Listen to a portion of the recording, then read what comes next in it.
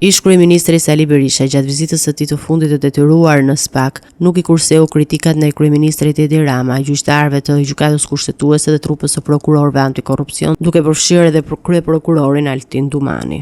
Altin Dumani do mbahet mend si një armik i egër i pluralizmit politik, si njeriu që arrestoi në vitin elektoral për të fituar partia e tij, liderët e partive kryesore opozitare.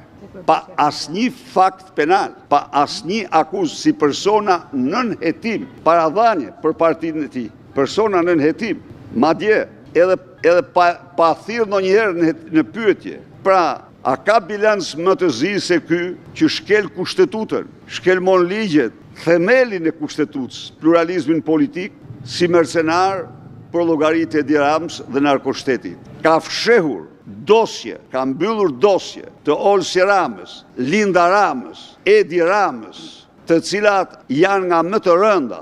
Kreu i Partisë Demokratike komentoi dhe zgjedhjen e Klodian Braus në krye të SPAK-ut duke krahasuar me paraardhësin e tij. Në dallim nga paraardhësi i tij, i cili e mban atë vend çdo ditë kundërshtim me kushtetutën, u zgjon përputhje me kushtetutën sepse mori 7 vota. Komisioni ose famozi KLP ishte mizogen. A mund të kuptosh ti tani, ju pyesu ju, zonja, që ato zonjat e KLP-s, Mandri dhe ajo tjetra, Bogdani, apo kushje tjetër, të mos japi një vot të vetmes përfaqësuese të grave, vajzave, që arriti të kualifikohet për vlerësim. E lanë pa asnjë vot, mizogeni e plot, dhe më shumë se mizogeni biles. Ky është komenti im për atë proces. Ish kryeministri ironizoi gjithashtu kryeministrin për vizitat dhe deklaratat rreth BKH-s, duke e kritikuar për frikën nga institucionet e drejtësisë dhe trajtimin e opozitës.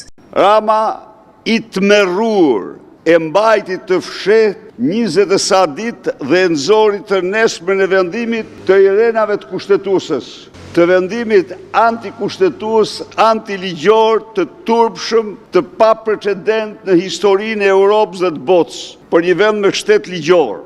Kjo i dha zemër Edi Ramës. Berisha përsëriti gjithashtu kundërshtimin e tij ndaj zgjatjes së mandatit të prokurorëve special, një kërkesë e vazhdueshme Altin Dumanit dhe e përmendur dhe nga Klodian Brahoj gjatë prezantimit të platformës së KLP-s. 9 vite janë të mjaftueshme për të treguar të gjithë integritetin dhe aftësinë. Ata që nuk bashkëpunojnë me krimin, ata që punojnë me vullnet dhe me të hekur, e dikush kërkon atë, e kërkojnë ata të cilët bashkëpunojnë me krimin.